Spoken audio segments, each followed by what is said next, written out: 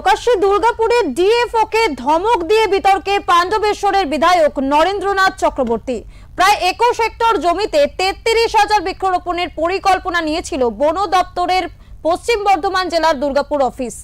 দুর্গাপুর ফরিদপুর ব্লকের হেতেডোবা শিল্প তালুকের পাশে বাঁশগোড়া এলাকায় এই বৃক্ষরোপণের সূচনা হয়েছে গত 15ই আগস্ট।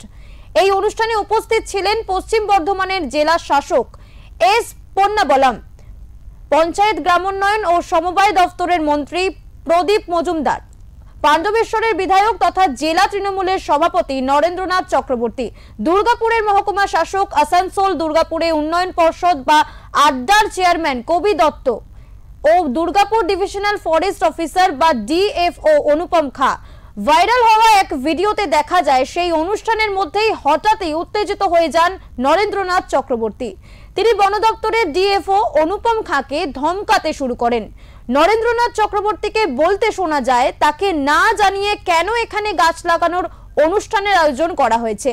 তিনি বলেন, আমি এই এলাকার বিধায়ক, উচিত ছিল আগে আমার সঙ্গে আলোচনা করা। গোটা বিষয়টি নিয়ে সেই ভিডিও নিজের সোশ্যাল মিডিয়ায় পোস্ট করেন রাজ্যের বিরোধী দলনেতা শুভেন্দু অধিকারী। পরে অবশ্য এই ঘটনার জন্য ক্ষমা চেয়েছেন বিধায়ক। তবে এক সরকারি কর্মীকে ধমক দেওয়ার সমালোচনার ঝড় উঠেছে রাজ্য জুড়ে। করার জন্য, আমার লোকগুলোকে খারাপ করার জন্য এত দূরে 15 আগস্ট গাছ লাগানোর প্রোগ্রাম হয়েছে। একদম স্যার, আমি এখানকার বিধায়ক, আমার সঙ্গে সামান্য পরামর্শ করার প্রয়োজন বোধ করেনি।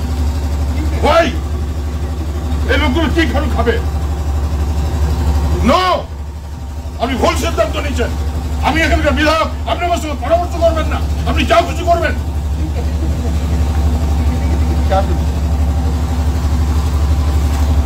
আমাকে জিজ্ঞেস করবেন না, ফালতু পেয়েছেন। শুনুন, আমাকে ভোটে হারাতে পারবেন না। আমাকে ভোটে হারাবার জন্য চক্রান্ত করছেন, তো আমাকে ভোটে হারাতে পারবেন না। গাছ লাগানো হবে, এত বড় প্রোগ্রাম করা হবে, আমাকে জানানোর প্রয়োজন বোধ করেনি। আমি ফোন করার পর আমাকে একটা চিঠি পাঠিয়েছেন। আমি ফোন করবো, ডিএম সাহেব আমাকে বলেছিলেন।